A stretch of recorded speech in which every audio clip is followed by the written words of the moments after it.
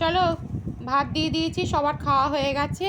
করেছি আজকে চারা মাছ সর্ষে বাটা দিয়ে একটুখানি করে দিয়েছি।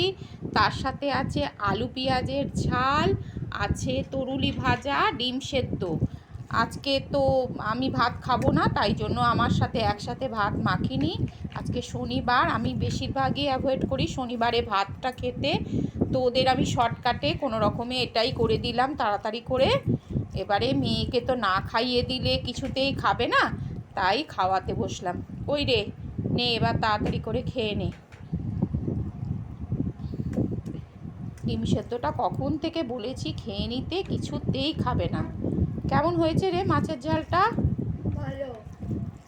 ভালো হয়েছে, তাহলে খেয়ে নে এবারে। কিন্তু ডিমটা মাছটা সবটাই খেতে হবে। না খেয়ে না বললে হবে না, না খেয়ে উঠে গেলে ছাড়বো না আজকে। কালকে থেকে তুই মাছ মাংস ডিম কিচ্ছুই খাসনি, তা আজকে একটুখানি না